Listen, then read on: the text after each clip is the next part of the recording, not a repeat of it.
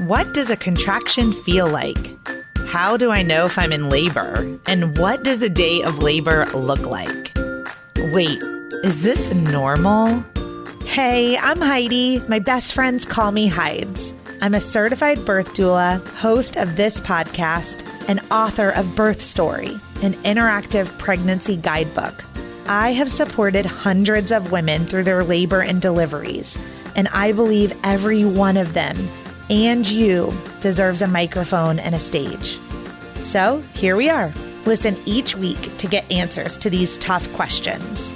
Birth Story, where we talk about pregnancy, labor, deliveries, where we tell our stories and share our feelings.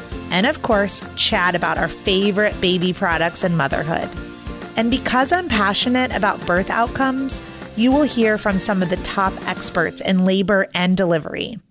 Whether you are pregnant, trying desperately to get pregnant, or you just love a good birth story, I hope you will stick around and be part of this birth story family. You guys, my book is out. It is out in the world. I cannot believe it. I have been writing it for several years, and it's just mind-blowing. Birth Story, Pregnancy Guidebook and Journal is a one-of-a-kind discovery into your pregnancy that provides you education through storytelling. So what's it really about? In the 16 years that I have served women with every personality type, I noticed there was a huge disconnect between what my clients were craving for childbirth education in a book and the books that were actually available on the market. There seemed to be unlimited resources if you are looking for an unmedicated birth or a natural birth or a home birth. But there just weren't a lot of resources for my clients who were part of the 92% of women birthing in a hospital and very much open to medical interventions like an epidural, nitrous oxide, and opioid medications. So I wrote that book to fill the gap for you. Week by week throughout your pregnancy, you will engage with material meant to educate and empower you as you plan for your own birth story. Hospital, medicated, unmedicated, or something in between. You are welcomed each week with a postcard from the womb, which is an adorable note from your baby about their miraculous development, as well as the amazing changes occurring within you. Then you are invited to use an uplifting birth affirmation and to respond to an introspective journaling prompt to document your feelings, curiosities, and wonders every single week. With room to memorialize your own birth story, this book will become a memory keeper and a legacy gift for your baby. You are encouraged to read one of my favorite birth stories each week, filled with childbirth education, tidbits, and explanations of important medical terms and procedures. These are real-life accounts shared with permission from the births that I've attended during my career as a doula. And I gave you a great mix. In the 42-week guide to your pregnancy and 42 birth stories, 7 of them end in cesarean section. About half are unmedicated and the other half are medicated deliveries. This is a judgment-free book. So take what you need from each element and leave the rest. Okay, are you ready to buy? I would love for you to go to birthstory.com and buy it directly from me. But I totally get it if you're an Amazon girl. You can head to Amazon.com and just type in Birth Story Pregnancy, and the book should pop up. I'll deliver it straight to your doorstep. And I would venture to say that you might be an audiobook kind of woman because you're listening to a podcast. So if you would prefer to listen to this book, then I have recorded it and it is available for download at audible.com or on your Audible app. Thank you for being part of the Birth Story community. I am so excited for you to have this book in your hand once you've purchased it and it has arrived. I hope that you will give me your thoughts and feedback, and don't forget to take a selfie with your book and post it on Instagram and tag at Birth Story Podcast. Hey, it's Heidi. Before you start listening, I just want to jump on here and acknowledge something. The sound recording of today's episode is less than what you are used to hearing on the Birth Story podcast, but there's a reason why. This interview is so important that I traveled all the way to Asheville, North Carolina, with one microphone for 3 people sitting around a table having a really important discussion about Black maternal health. So I hope that you can listen past all the imperfections for the beauty of the content in this episode. Hi, it's Heidi. Welcome to the Birth Story Podcast, episode 13. I'm so glad that you're listening because this week is Black Maternal Health Awareness Week. And I've traveled to Asheville, North Carolina to record with Maggie and Cindy from MAHEC, Mountain Area Health Education Center, and Mothering Asheville and SistasCaring4Sistas. You will hear from these 2 incredibly inspiring women who are leaders in this community, fighting innovatively to change the disparity of maternal and infant mortality rates between Black and white women. I'm recording today to learn, to open my eyes, to reach out across this canyon, and to share that the change must occur. If you are a Black woman in the United States with an advanced degree, you are 3 to 4 times more likely to die in childbirth than a white woman with less than an 8th grade education. Let that sink in. I did not say that pregnant Black moms are more likely to get an epidural. Sadly, you heard me correctly. Beautiful Black pregnant women bursting with life are more likely to die. We are here to talk about why and what can and must be done to erase the statistic and to save lives. So, Cindy and Maggie, thank you for joining me today. Thank you. Thank you. We're excited to be here. Quickly introduce yourselves, and then I'm going to get into a little bit of the numbers. My name is Cindy McMillan. I am a Doulas certified birth doula. I'm also Lamaze trained childbirth educator, a breastfeeding peer counselor, and the director of marketing and education for SistasCaring4Sistas, the community-based doula program. Yeah.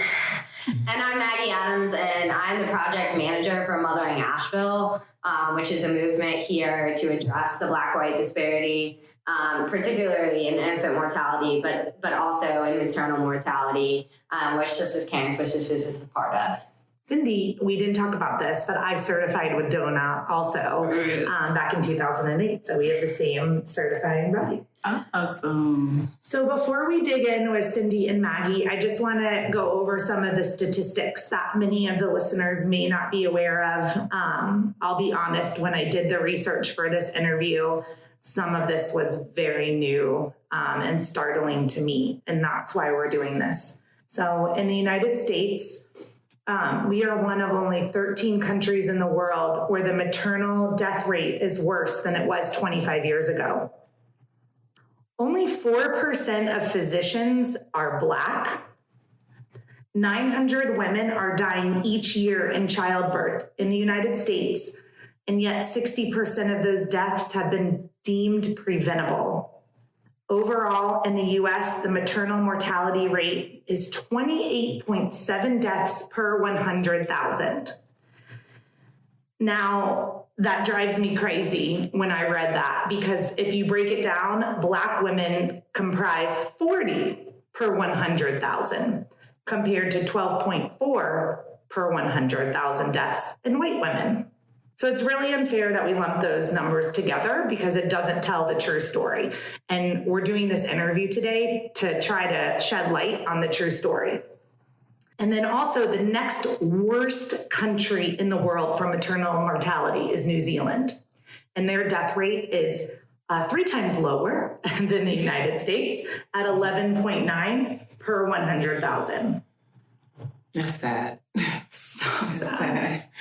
So here we are. We're going to shed light. We're going to raise awareness. We're going to pave a way for action for maybe other municipalities in the country that are looking to do what it is that you guys are doing here. And we have so much to learn from you guys.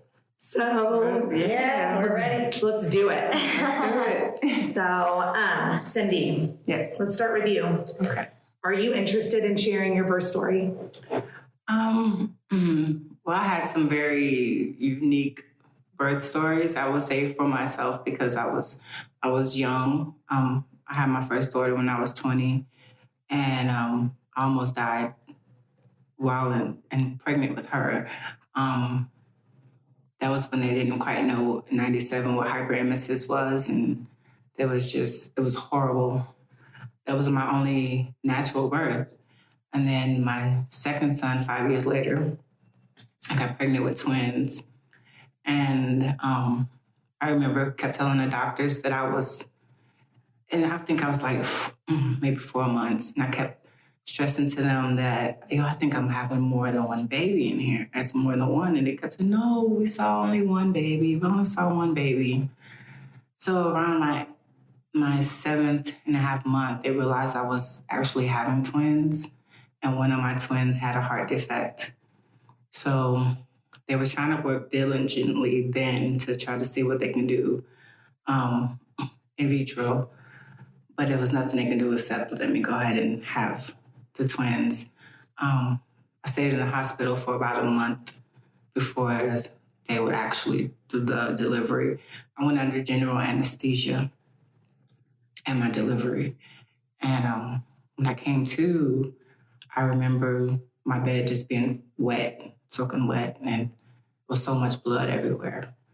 And I remember trying to talk, and I was telling the nurses and, screaming for my husband at the time. And I just kept bleeding.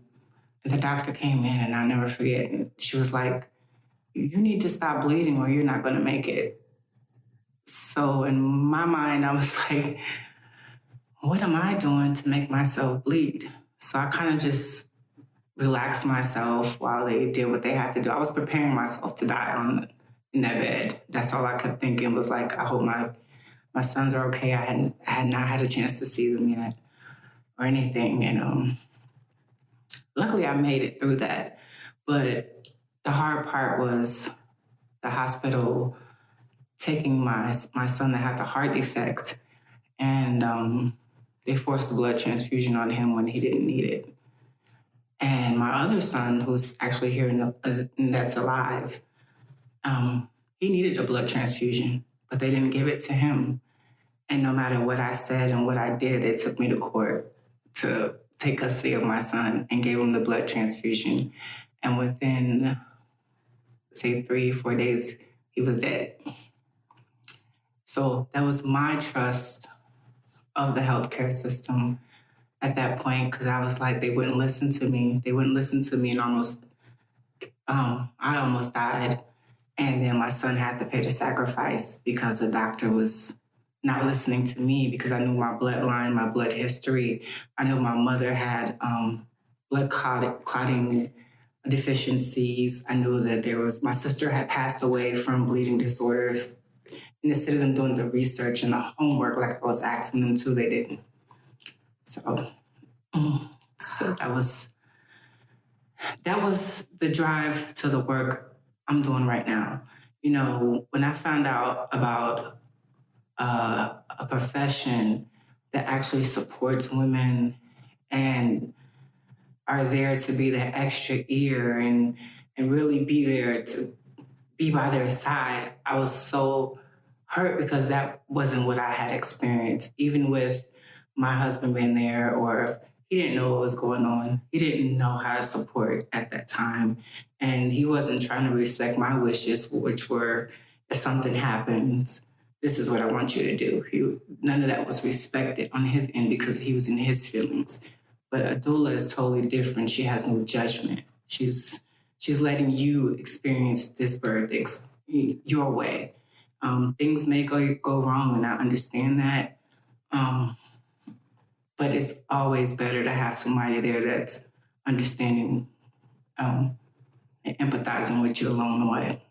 When you were pregnant and you were preparing for your birth, first of all, I have a million things to say about, I'm sorry that they didn't listen to you.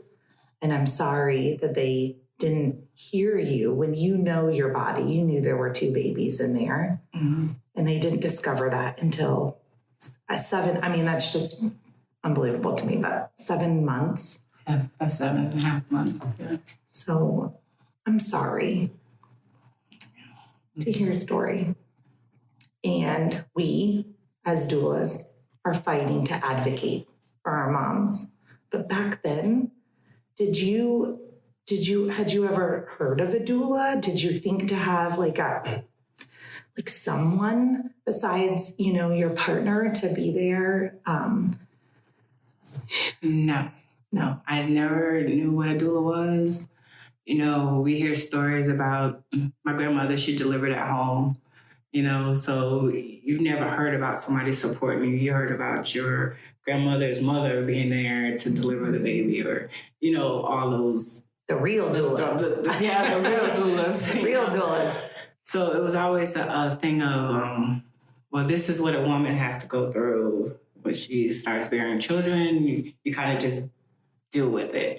Nobody at that time was preparing you for the emotional things that you was going to go through. All the changes, all the physical changes, the emotional changes, when you compile that labor and pregnancy on top of a past, whether it's good or bad, you're compounding a lot. Yep. It's a lot of stress there. Yep. And most Black women, including myself, didn't have a very rosy past. So not only was I pregnant now, but I was also traumatized as a kid in different areas of life. Yep. So like sexual abuse, I've been there, been raped, been there. So when it came down to that delivery, I was worried about my body image. I was worried about how I'm going to react to touch. I was worried about light or male doctor, female doctor. I was just, is someone going to take advantage? I was just so concerned about the things that past history.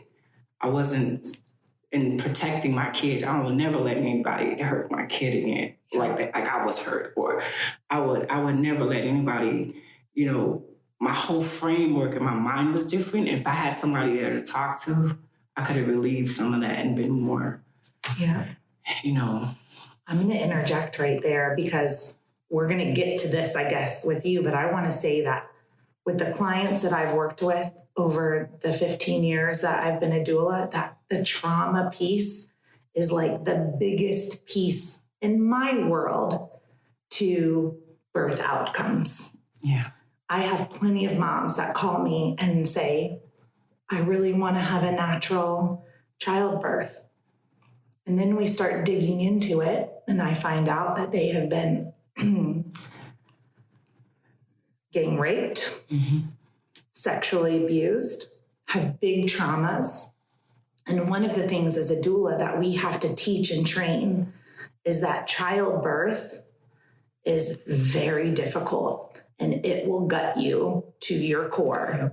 And all of your things come out. Yes. So of all the things that we talk about, and we're going to talk about today with labor and delivery, one of the pieces I think that's hidden is what we bring to birth. When those contractions start and you are forced inside yourself, you're going to face some things that you maybe didn't want to face. Yeah. And that's probably another whole topic for another day. But birth outcomes related to past trauma, and then where that leads you. So you had so many things.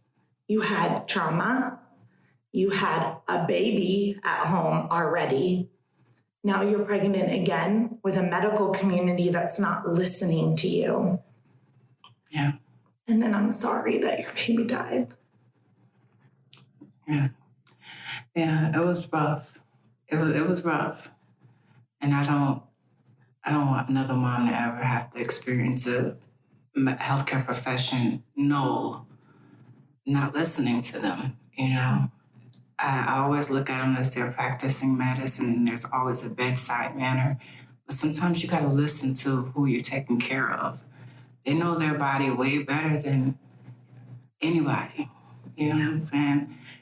I think in the Black community, I had never had high blood pressure before, but I caught high blood pressure when I was pregnant. And all that stress, and that was my third pregnancy with my other son. And I got high blood pressure really bad And then I started thinking, I'm just not doing this right. Everybody else have this lovely pregnancy and lovely, they can be big and pregnant and eat what they want to eat. And here I am just so full of stress. My blood pressure is shooting out the roof. I'm getting headaches. And that's it's fluid. And then they go call cesarean, and you don't be wanting that either. But then you understand on one end, though, this has to happen because your blood pressure. Doulas, we help alleviate some of that stress. Yeah. You can throw that weight on us. We hold that space. I love that. Mm-hmm. I love that. You don't have people out there that do that. So I'm like, where was Doulas in 97? It wasn't in my neighborhood. The first birth I attended was 2005. And I'd never heard of a doula either, but I had a friend and she said, just come be with me. I need someone with me for this birth and can support me. And I walked out of that delivery room. I thought, well, my whole world just changed. Mm-hmm. And my sister said, you were her doula. And I said, what is a doula? So this is going to help me transition to bring Maggie in, because you told me when you were pregnant, you didn't know what a doula was. I didn't know what a doula was, but now here we are, two doulas. So how does that happen? Enter Maggie. Yeah, so I didn't know what a doula was 5 years ago either. So this work that embarked where SistasCaring4Sistas was born started about 4.5 years ago with a grant through the Blue Cross Blue Shield Foundation and of North Carolina, Blue Cross Blue Shield of North Carolina Foundation. And it was a grant that came out called the Community Centered Health Home. And it was based off a model that the Prevention Institute had come out with that really said there's factors outside of the healthcare system that are contributing to health inequities and health disparities. And so at that time, I was working at MAHEC, and MAHEC OBGYN had applied for that grant. We had no idea what we were going to do with it.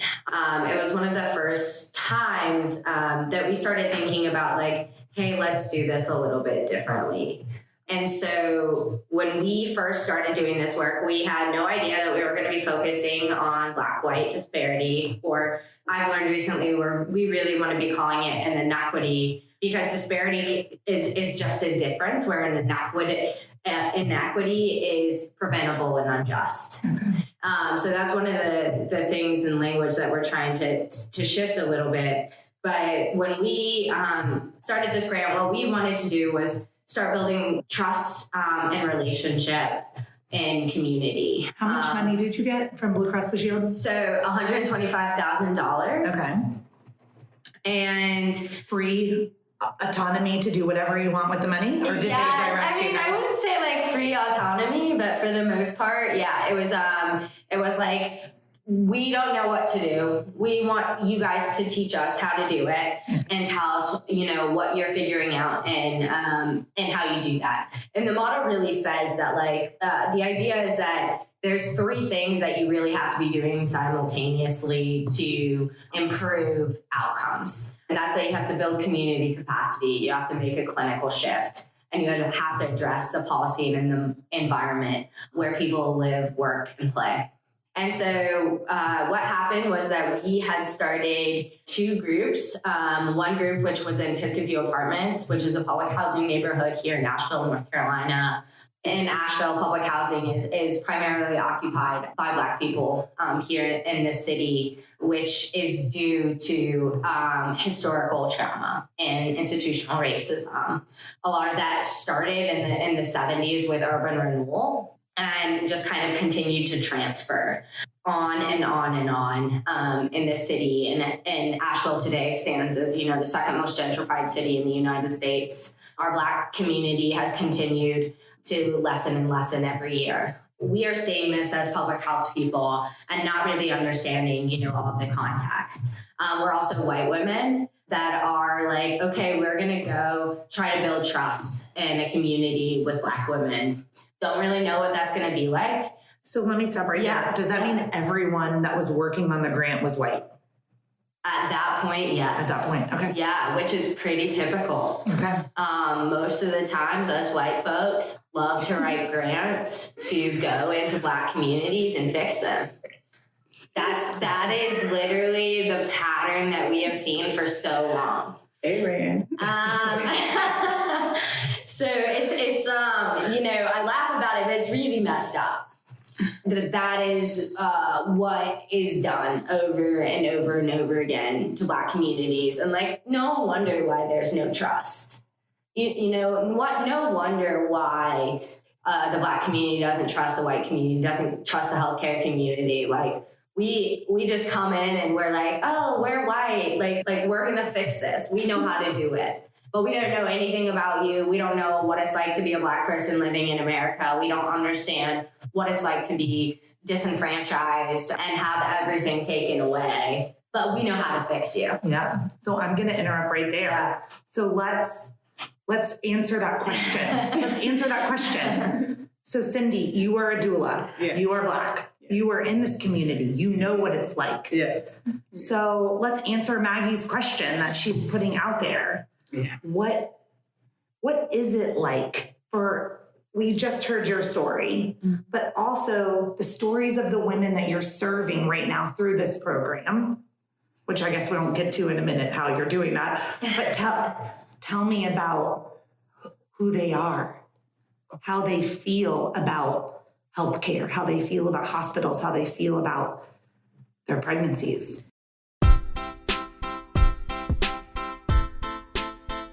Hey, it's Heidi. I'm interrupting the podcast to let you know about a free resource that I've created for you at birthstory.com.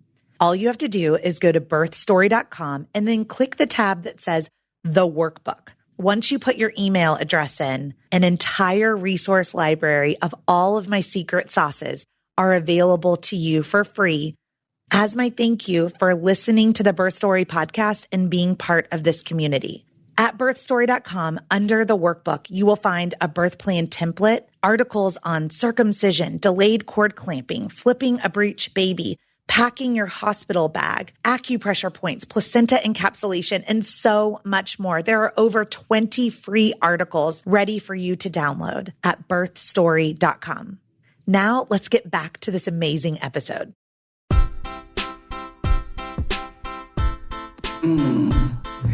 Well, it's sad, but Maggie is hitting the nail on the head. She's absolutely correct. And even now, there's no trust. There's no trust. I mean, if it wasn't for the fact that Maggie and the other ladies that did come to Biscuit View and actually genuinely wanted to build a relationship without no one knowing the background noise, without, they would take their time, rain, sunshine, we would sit at a picnic table and they would genuinely hear us out instead of coming in and saying, well, we're bringing this to the community. It was none of that. They gave us the freedom to come up with ideas and freedom to... They empowered you. They gave us the tools to actually empower ourselves. Awesome. Because certain things that they knew about that was going on within the community didn't reach our community. So once they started saying, well, we have an invitation here, would you guys like to show up? And we're like, okay, getting some more information.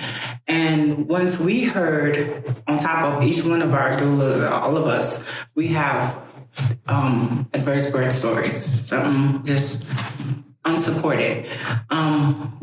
Went to a conference and heard about the infant mortality rate here in Buncombe County. And it sent us into a rage. We were so upset. We were so hurt because in our minds for years after we had our kids, I always thought that the government was trying to kill us. The healthcare system was trying to kill us. Why is there so much unfair treatment with Black women versus white women? If this was I would say if I wasn't Black, my son would still be here. If I wasn't Black, I wouldn't have bled like I did on that table. They would have been there to take care of me. Things would have been explained differently. I couldn't prove that for a fact. I couldn't say that for a fact. I just know how I felt. But now as a doula, I actually can see it. So I wasn't wrong. Now it's like, you're watching it in action. But why? Why would a healthcare provider get into a field where he cannot equitably treat every woman, child, person the same? Why would you take on the role of being in charge of someone's life when you can't do it equitably?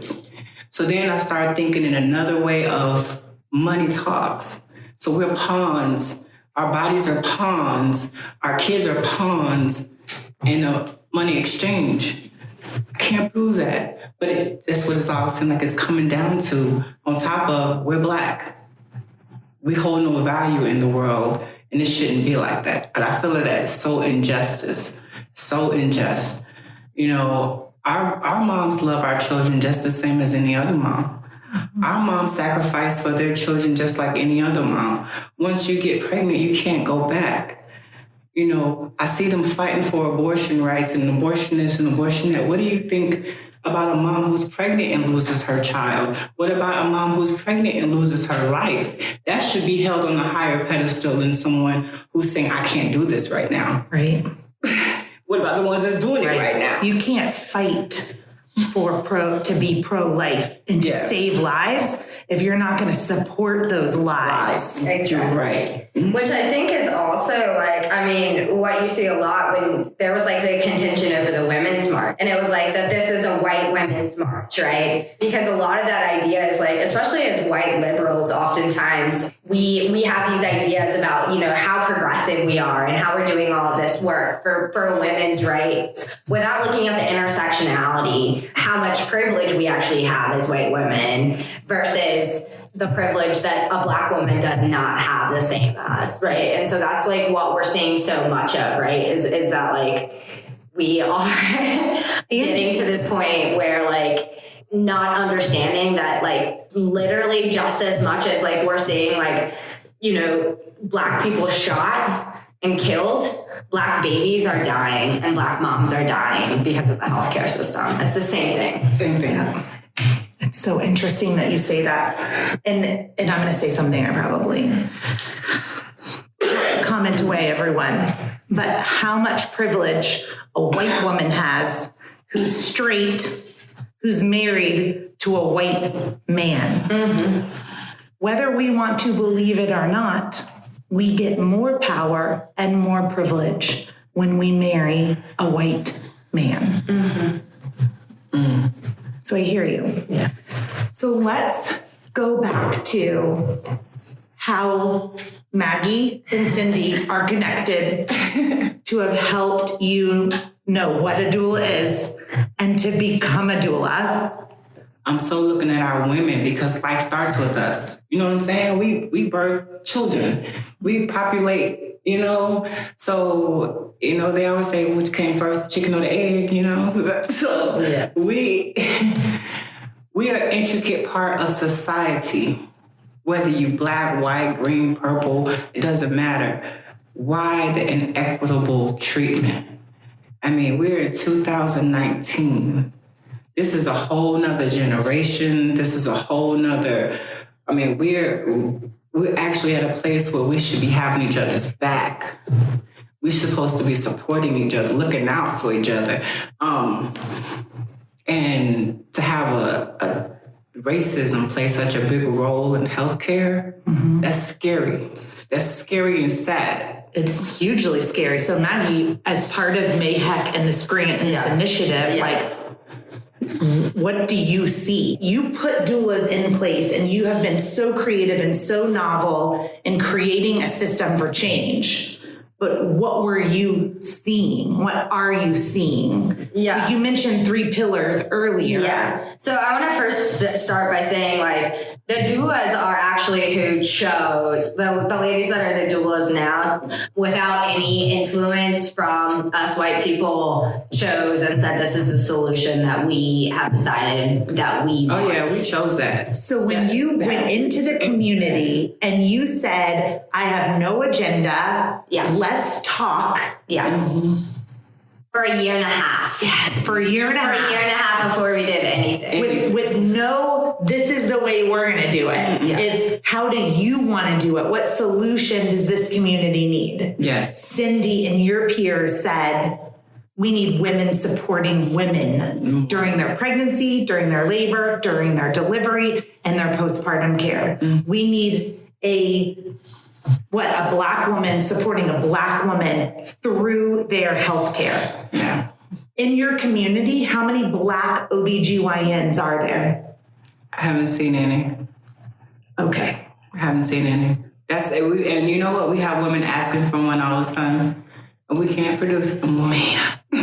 Yeah. But they love our support. I mean, they love our support, and we hadn't seen Black nurses either until up to recently, you know what I'm saying? So it's a little change at a time, but it's So where did the term doula kind of surface? And when you're having these community conversations, someone must have known what a doula was. We had Melissa Baker, one of our dear friends, amazing woman. She invited Kama Wodak, and she got all of our, she told us she was inviting Kama Wodak to the table. This was our first time actually sitting down with Kama. And so who is Kama? Tell everybody who Kama is. At the spa day event too. Yeah, that's where we met her at a spa day event we had for the picnic table. We decided to do a Mother's Day event for the women in Piscataway and make it a de-stressor, And Kama came and she tabled one of the events where we had massages and acupuncture and food, and it was just relaxing, candles. And she ended up coming to the picnic table, and we didn't know at the time that Kama was a doula. She had her own doula company.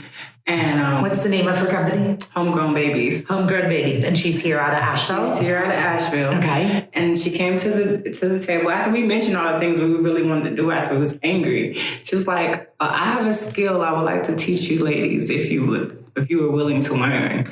And it was like, okay, what's the skill? What's the skill? This is where I'm screaming and jumping for joy. And she was like, doula. That was the first time we actually heard the word. Now, we was thinking support and this and that for women and Black women, health disparities, infants dying, And when she said doula and explained what a doula was, we was like, oh, yes. Oh, yes. It's you have a fancy word for woman caregiver? Yeah. Oh, okay. Yeah, so we was all excited, and it was like, you get to learn what this job entailed. So that it's a job. Yeah, it's a job with a certification. Well, it's I have to be certified in something that could actually benefit our community. And we started the training in November 2016.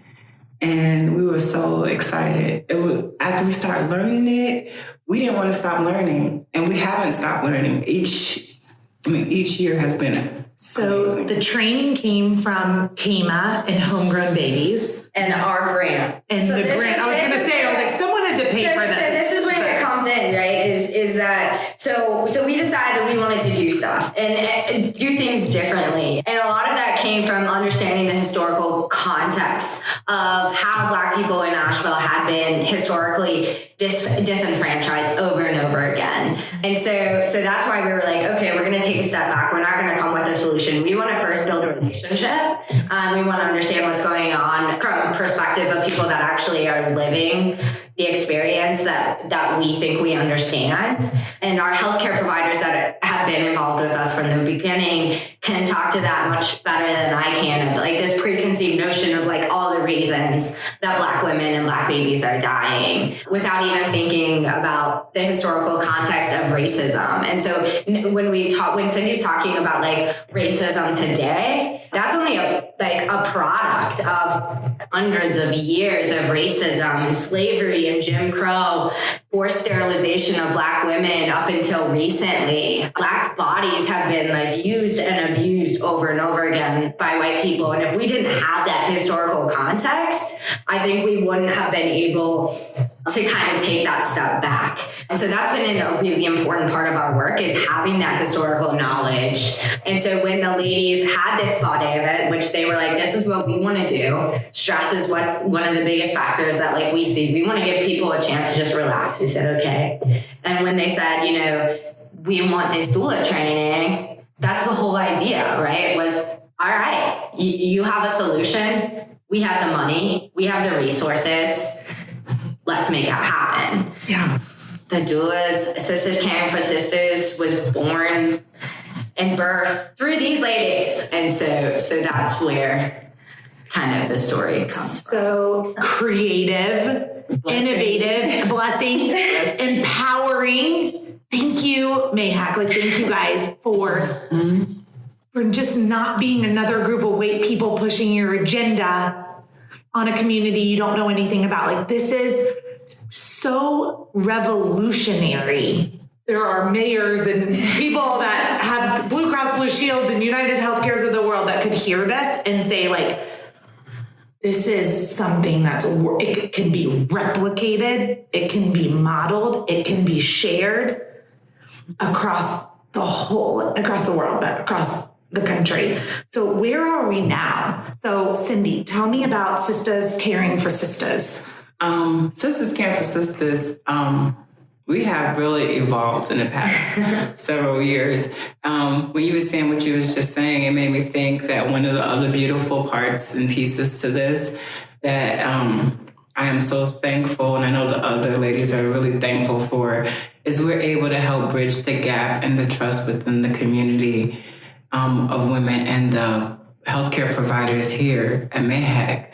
A lot of the women we support are patients of MAHEC, or, you know, and so because we are working so closely with the healthcare providers and we're working so close with the community, we are able to kind of show the community every healthcare provider isn't that bad.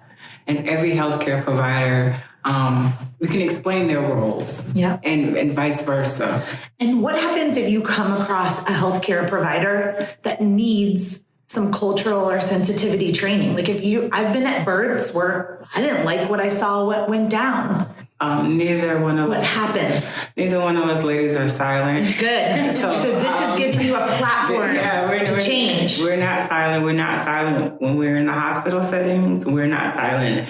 And here on campus at MAHEC. And one of the reasons why is because in order for this to be successful, you're going to have those hard conversations. You're not going to agree all the time, but it's called respect. Respect that this is a whole different culture than you're dealing with. And the culture itself got to respect this is who has been kind of put into place to be your healthcare provider. And if you don't like them, you can always request another one. Yeah. You know, you don't have to be stuck right here. Yeah. I heard something that does give you more voice and more power. So Frank Castablanco, executive director of MAHEC, shared with me that because of the training from KEMA and Homegrown Babies, through the training through DONA International, which is a certifying body, that the doulas here that are part of this program have been given a MAHEC badge to wear to the hospital. Yes. And I'm thinking that comes with power. And we're also one of the doula programs, Sistas Caring for Sistas, and a lot of the doulas here are open to go into the operating room with our clients if it just so happened to be a cesarean. And, you know, that is amazing because our support doesn't stop. It doesn't stop. We're there. We're considered staff, you know. You are staff. You're paid. Cindy's full-time benefits. This is unbelievable. Because that support should never end. Exactly. Just because the birth went from a vaginal delivery to a cesarean delivery. Exactly. Your support system should be able to be trained to be by your side for the whole entire process. The whole process. So, okay. Pause, rewind, because I'm just so excited. I've got so many things. Tell me about how you engage the community to know about now, a couple years later, that we have 6 doulas on staff. We're here to serve you. How does a woman who becomes pregnant today find you, get your services, and then walk me through your process, your doula process, your doulaing? What you do for these women for the A to Z? Well, right now we have a lot of systems in place to get our name out. SistasCaring4Sistas is well known within Piscovia apartments, and one reason is because we also host a mother-to-mother program for women in the community with kids, and we meet once a month, and we just talk about everyday life and get things off our chest. It's a group of women. I mean, they're amazing. I mean, they just open up about concerns, stressors, things going on in their life. A lot of them have newborns or older kids. So we didn't stop our picnic table. It just evolved. Okay. And we get more women. That fellowship is just growing. It's growing to know that we're supporting our women in all avenues. We are known here at MAHEC. We have a doula that works with the centering program. So she's with pregnant women all the time. We do a lot of speaking events. We have our Facebook kind of little platform. We have partners. Yes. Yeah. They love. We have partners. How many women, like, what's your capacity, like, per month? Like, how many women could you, I mean, because you have to, to be a doula, you have to be on call. I mean, you have to not sleep in the night, yes. Women go into labor at night. Yes. You have to do prenatals. You have to build a relationship. I mean, so what's your capacity? Right now we are really busy. This year has turned into a really, really busy year, which is good for us. We're having one of our doulas. She's actually doing 3 to 4 births a month. Okay, well, that's a lot. That's a lot, and she's doula to doula. That's a lot. We have another one who's doing about the same. Mine are more spaced out because I also do the marketing and education. So I'm also in the process of getting my certification for teaching for my LCCE. So that takes a lot of studying, but my books are still full. Yeah. I'm doing like 1 to 2 births a month. Okay. So if I hired you today, or I was calling you and saying, I want you to be my doula, tell me where to sign. I want to join your program at MAHEC. I want to be part of this. Then what happens? Whereas you want to be a doula or you want to be a client? A client. Well, first we have a referral system set up now. Okay. So our women go through who wants doula from SC4S, they have to meet certain criteria. Okay. Now, and one of the main criteria is being African American, being a woman of color. Okay. It doesn't mean that we only serve women of color, but that's one of the criteria to actually you take precedence over everything else. We also work with teen moms, too. So, but once we do that, and then we have a doula call you once we go through the criteria, your risk factors, things that's going on. Usually a referring doctor will refer you, or for a healthcare physician. And then our director of operations will give you a call and tell you who your doula is. And then within a week, a couple days, that doula will call you and set up a meeting so you guys can sit down and talk to see if you're a fit for each other. You may not be a fit for each other. We haven't had one that hasn't been, I don't think, but we see if you're a fit for each other. And if it clicks, then choose your doula. And we don't set it at like 31 weeks, 32 weeks. We take you from the moment you're ready for a doula. It could be 19 weeks. It can be 11, 12 weeks. When you feel like you need that support, you need that support. Who could put a time on that? Exactly. Who could put a month on that, a week on that? Yeah. I have had moms that have hired me like the second that they found out they were pregnant. A lot of moms that did IVF and had long fertility journeys and just knew that they needed that support from, the moment they started. It's beautiful. I believe that the longer gestation you have with your doula, the better the outcome. I think so too. I really do, because you get to spend so much more time with them, walking with them, spending that time. Questions. I'm sure you're getting so many questions like, oh, I don't feel so happy today. What's going on? And you're able to say, well, what can we do to make you happy? What would you like to do today? I'm free for a couple hours. Where do you want to go? Want to go for a walk? And then that little bit shows that somebody really does. And is listening. Do you go to the doctor's visits with your clients? Yes. Okay. And do you call them clients? I call them clients. I call them moms. I call them by their names. Yeah. I just didn't know. I was like, I call my clients, I call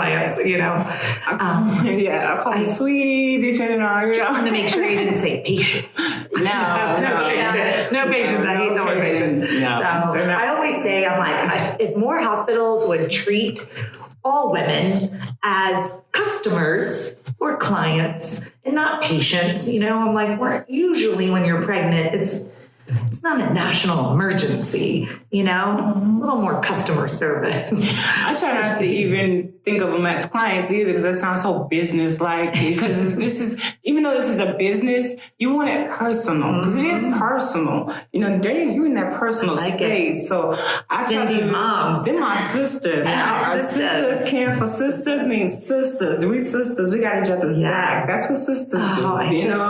We'll get the direct referral from a healthcare provider or from a partner within a community organization around us that are then saying that, but then there's also word of mouth. And so that's where that big clinical shift is that there are community-based doulas that are also within a healthcare clinic that are able to build that connection like Cindy was talking about earlier. And this hearing you talk just brings me back to all those terms again. Yeah. Novel, innovative. I wish if you're listening, it should not just be covered with Medicaid as well. I think all over the board, every woman deserves a doula. Every woman should have a doula within childbearing age.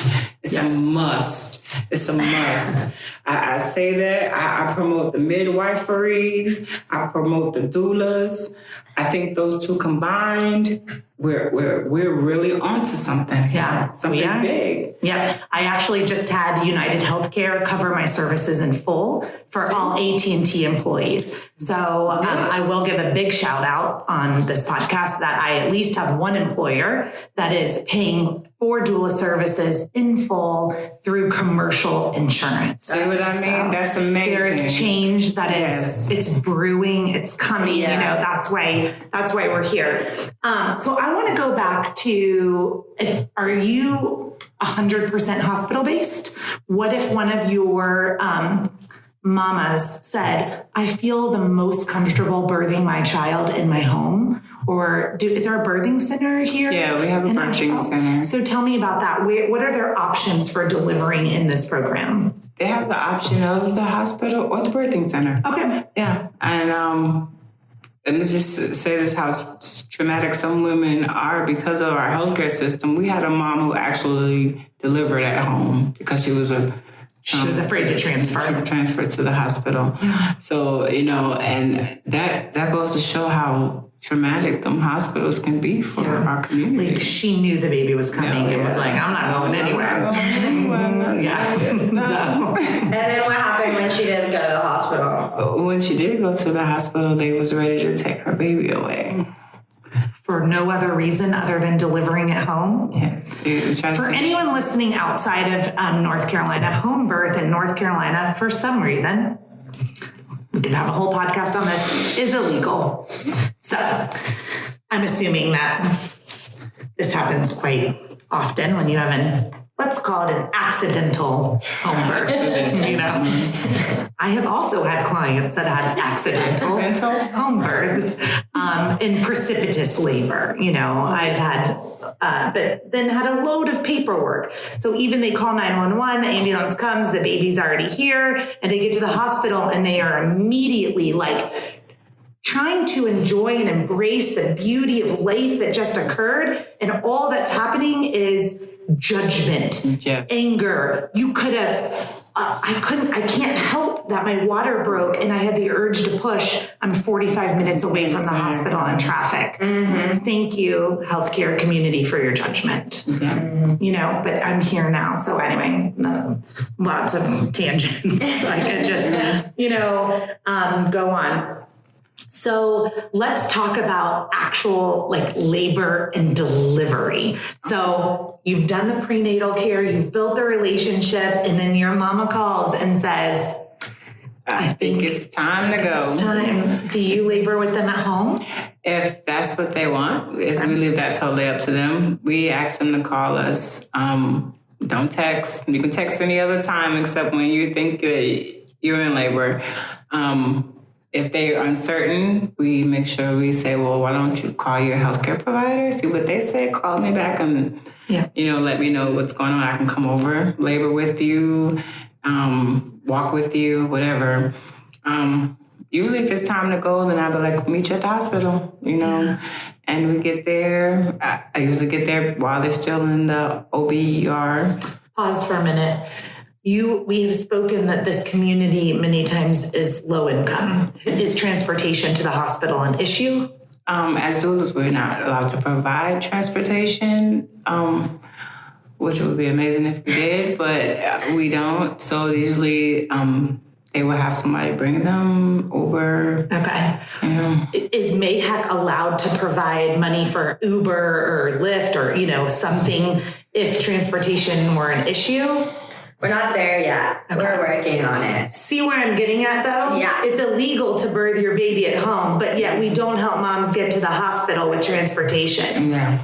Okay, that's just one nugget. That's nugget. There's 100. That's 100. You know, or 1,000 nuggets. Yeah. Okay, so you get to the hospital one way or the other, but you have to meet them there since you can't provide transportation. Right. And then you've got your badge. Get your that's badge. Like, boom, MAHEC, doula, DONA certified, homegrown babies trained. In my purple scrubs. You wear your purple scrubs. That has SistasCaring4Sistas on one side, MAHEC.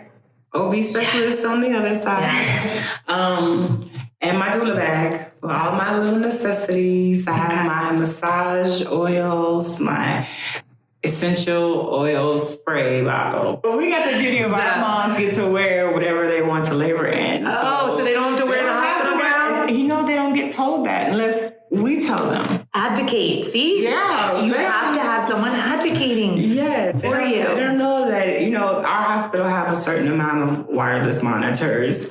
Then some don't know to ask for wireless monitors so they can move in and not going to offer them to you. Yeah, or intermittent monitoring, you know, rather than continuous monitoring. So we come in handy, you know. So you're massaging, you're laboring. Do many of your moms prefer a natural childbirth or a medicated epidural birth? Do they have a strong opinion either way? A lot of the moms, once they realize that their doula has some tricks in the bag and you kind of coach them through certain things that you're going to do, you're willing to do to help alleviate some of the pain, the pressure, counting them through it, actually telling them and showing them what their body's doing, they'd be more apt to want to try it without any interventions. Good. But we always let it be known we don't judge you. We don't. It's just your birth. However you want to labor, we can work with you. If you get that epidural, we can still labor in that bed. You good? And right there, what you just said, they're getting a voice in their ear that they're not getting anywhere else that says, "This is your birth. This is your body. Yes, you have choices. You have control. What do you want?" Yes. So, going through the labor and the delivery and getting to know this. And we've already mentioned in your community that we just don't have any Black OBGYNs. What do you want to share with the medical community across the country?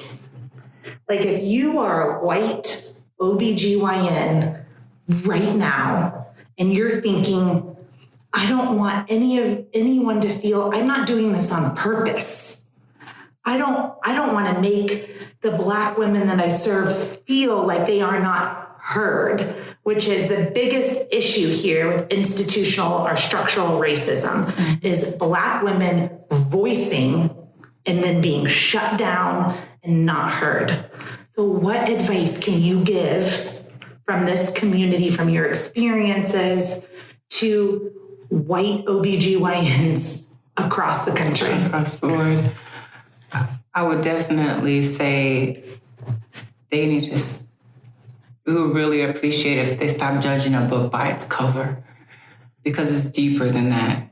I would like for our healthcare community to find that place of empathy. You know, if you can't, for some reason, see past color, then try to imagine that being your mother or your sister or your aunt in that bed, or even your grandmother. Because at one point in time, you wouldn't be here without going through this same process.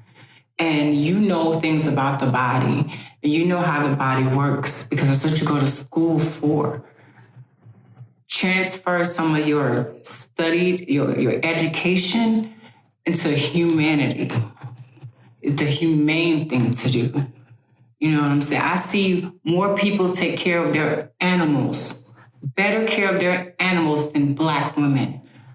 That's hurtful, and that's coming from a Black woman. That's just real. We're no different. We're no different. We love our children. I don't care what lot in life we've had, how much finances we have, how dark our skin color is. It does not matter. So I think they need to just take a step back. Let's take a step back and look. It's no difference. Only thing you're seeing is skin color. Start looking at us as people, as women, equitable women. We deserve it. We deserve it. Yep. Thank you for sharing. Thank you guys for saying yes to this conversation and for teaching me and for sharing your story. And as we kick off the week this week for Black Maternal Health Awareness, I just really appreciate you being here.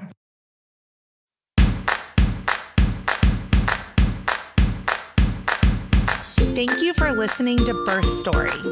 My goal is you will walk away from each episode with a clear picture of how labor and delivery might go, and that you will feel empowered by the end of your pregnancy to speak up, plan and prepare for the birth you